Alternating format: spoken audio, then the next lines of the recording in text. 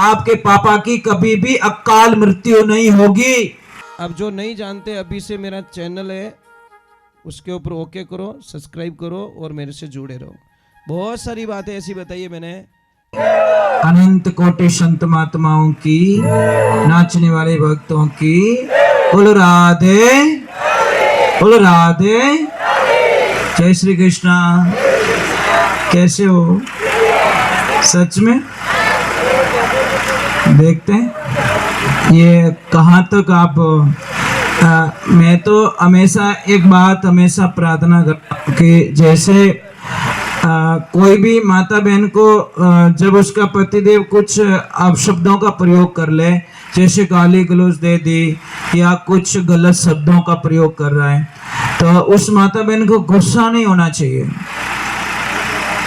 उसका पति गाली गलौज कर रहा है तो मैं आपको एक बहुत अच्छी दवा बताता हूँ, वो जिंदगी में कभी गालियां नहीं देगा।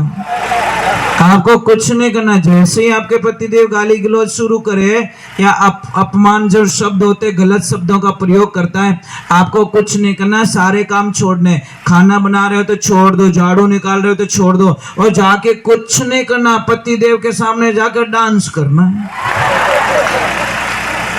पतिदेव बोले ये क्या कर रही है? मेरा कृष्ण बांसुरी बजा रहा था, नाच रही, तुम बजा बजा बजा। वो पति बोलेंगे पागल ने गालियां देने का ही करो, इसको तो कोई मतलब भी नहीं है। भाई एक ध्यान रखो, काणो आदमी रहे ने काणो कदी नहीं कहणो, पण अपनी आदत है गड्डी बैठर तो हिल्लो पड़ी ए काणिया ओके टेंशन मत कर, कदी नहीं कदी थारी आंख फोड़ू मैं। ये लाइफ में ध्यान रखो। एक माता बहनों, सच में आप अपने पति से प्रेम करते हो तो जिंदगी में एक बात ध्यान रखो, आप पति देव हमें कदीस मत बोलो, कदीस हमें नहीं बोलनी। देखो बाबड़ा कितना दुखी है, नहीं बोलना चाहिए माता जी। सच में धर्म नष्ट होता है, पाप लगता है। मैं कई माता बहनों को पूछता हूँ कि माता जी करवा चौथ का व्रत ये क्यों रखते हो? तो ये माता बहनें बोलती है कि करवा चौथ का व्रत करने से पतिदेव की उम्र लंबी होती है, इसीलिए करते हैं ना, पतिदेव की उम्र लंबी होती है। तो देखना इनका व्यवहार देखना, ये चौथ के दिन है ना, करवा चौथ के दिन इतनी मीठी बोलती है पति से, इतनी प्यारी बोलती है, कोयल जैसी बोलती है, इतनी मीठी बोलती है। और पांचम के दिन बाबड़ा पति का आटा काटन छोड़े। हाँ बोलो, चौथ के दिन तो बड़ी प्रेम से बोली, पांचम के दिन ऐसी गलत बोल गई। देवियां, उपवास करने से, भूखे मरने से पतिदेव की उम्र नहीं बढ़ेगी, पतिदेव की उम्र बढ़ेगी मीठी बोलने से। आप पतिदेव से इतने मीठी बोलो, इतने मीठी बोलो, इतने मीठे बोलो कि पतिदेव की उम्र ऐसे ही बढ़ जाए। मुझे एक बात अभी तक समझ में नहीं आई, ये जो आदमी लोग होते हैं ना साहब, बड़े भोले होते हैं, इतने भोले होते हैं कि पूरा जीवन दे देते परिवार को, पूरा जीवन, बच्चों के लिए, बहन के लिए, पापा मम्मी के लिए, परिवार के लिए पूरा जीवन कमाते हो आप।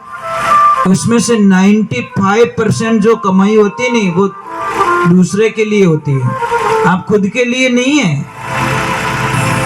आप ईमानदारी से बोलना, आप री इच्छाओं कदी अच्छो खायो, अच्छो कदी पहरियो नहीं। अब इतने आदमी लोग यहाँ बैठे हो, ऊपर हाथ करके बता दो किसके किसके पास में न्यू ब्रांड ड्रेस पड़ी है, पेटी पैक एकदम, एक दो हाथ ऊपर हुए। और माताओं बहनों के पेटियां भरी है, पेटियां, सच में।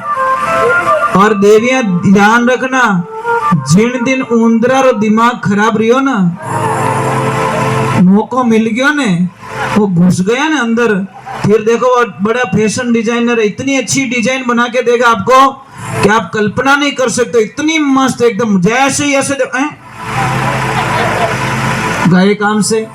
मैं ये कहना चाहता हूं कि आप धूप में काम करते हो, आप बरसात में काम करते हो, समझ में आ रही नहीं? आपको कभी किसी ने बोला कि 2-3 महीने छुट्टी रखो? बोला किसने? नहीं बोला।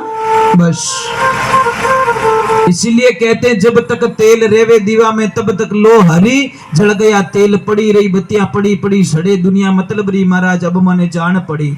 जब लक बैल चले घनी में तब तक सार घनी, बूढ़ा पहल रे हार न पूछे डोले अली घड़ी दुनिया मतलब की महाराज अब मने जान पड़ी। महाराज इस दुनिया के अंदर हमारे से कोई प्रेम नहीं करता। आप क्या सोचते हो मुझे कोई प्रेम करता है? नहीं साहब, कोई प्रेम नहीं। या तो आप रुपयों प्रेम है, या अपनी गाड़ियों प्रेम है, या अपनी बिल्डिंगों प्रेम है। मैं एक चीज बहुत अच्छी पढ़ी कि प्लॉट अगर रोड पे होता है तो उसकी भी कीमत बहुत होती है। इसके ऊपर एक पानी की टंकी लगी है, नल आया नीचे, पाइप आया नीचे, फिर एक नल लगा बाथरूम में, एक लगा वॉश बेसिन में जहाँ पे बर्तन धोए जाते हैं, हाथ धोए जाते हैं, एक लगा है स्नान घर में, एक लैट्रिन में लग गया, एक रसोई के पास में पीने का पानी। टंकी एक, पाइप एक, नीचे आके डिवाइड हो गए। अब मुझे ईमानदारी से बोलना, ये सारे नल 500-500 के ही थे। जो बाथरूम में लगा वो भी 500 के, लेटरिन बाथरूम में लगा वो भी 500 के, और बाहर लगा वो भी 500 के, हाथ धोने में वो भी 500 के। तो मुझे ईमानदारी से बोल दो, आप लेटरिन में से पीने का पानी क्यों नहीं भरते? कारण बताओ। कारण क्योंकि वो नल वहां लगा, उसकी बैठक वहां है। आप जैसे आदमी के साथ में बैठोगे भाव वैसे ही मिलेगा साहब। आप ज्यादा कदर मत करना। कैसे आदमी के साथ में बैठो। कोई गरीब किसान था, सेठ जी को पैसे दे दिए, जमीन बेच के मेरे बच्चों की शादी में आप वापस दे देना। सेठ जी ने बोला दे दूंगा मैं। अब 20 साल हुए, किसान ने जाके पैसे मांगे और सेठ जी को बोला सेठ जी मेरे वो पैसे दे दो, मेरे बच्चों की शादी है। तो सेठ बोला कौन है भाई, कहां से आया, मैं तुझे नहीं जानता। अरे सेठ जी मैं फलाने का बेटा, कि मैं नहीं जानता किसी को। अरे सेठ जी मैं मर जाऊंगा, तू कल मरता आज मर जा, मेरे को पैसे नहीं दिए तूने। अरे सेठ जी जमीन बेच के सारे पैसे मैंने आपको दे दिए विश्वास के तौर पे, कि कोई साक्षी, कि साक्षी तो कोई नहीं है मेरे भगवान। बोला चला जाए, यहाँ पे कोई पैसे नहीं मेरे पास में। उसने बोला हे परमात्मा बस मरने के अलावा कुछ नहीं रहा, बच्चों की शादी आ गई, मुझे विश्वास था मेरे पैसे पड़े, पैसे काम आ जाएंगे। अब एक ऐसे रोते होते निकल रहा, एक आदमी मिला। देखो एक 5 मिनट की संगत क्या कर देती है। वो आदमी बोला क्यों रो रहा भैया, कि रोए क्या, वो सेठ जी ने पैसे लिए, पैसा नहीं दे रहा है, कुछ लिखा पड़ी कि कुछ भी नहीं है, मैंने विश्वास के तौर कि तूने पैसे तो दिया ना, कि सच में पूरे परिवार को पता है मैंने पैसे दिए। कि चिंता मत कर, तू जा इस नगरी के राजा के पास में, वो बहुत दयालु है, तेरा कोई न कोई न्याय कर देंगे। जैसे ही जाके बोला राजा साहब मैं बहुत दुविधा, मैं गरीब किसान, मेरे बच्चों की शादी, वो सेठ पैसा नहीं दे रहा है। तो राजन ने बोला पैसे तो दिए तूने, कि हाँ, कि कुछ मत कर, कल मेरी यात्रा है, जैसे कल यात्रा निकालोगे आप, कि कल मेरी यात्रा है, तू एक काम करना उसकी दुकान के पास में जाके खड़ा रह जाना, और जैसे उसकी दुकान के पास मेरी यात्रा निकलेगी, रथ यात्रा, मैं तुझे वहां से आवाज दूंगा, ओए मेरे दोस्त वहां क्या कर रहा, आ बैठ मेरे पास में, तुझे करना कुछ नहीं, तेरे पैसे घर में पहुंच जाएंगे। जैसी सेठ की दुकान के पास में खड़ा रहा, राजा साहब आए और बोला रथ रोको भाई, मेरा बचपन का यार है, हम दोनों एक ही साथ में पढ़ते थे, एक ही साथ में खेलते थे, अरे दोस्त आजा, वहां क्यों खड़ा, यहाँ पे बैठ। ये दृश्य किसने देखा, सेठ ने।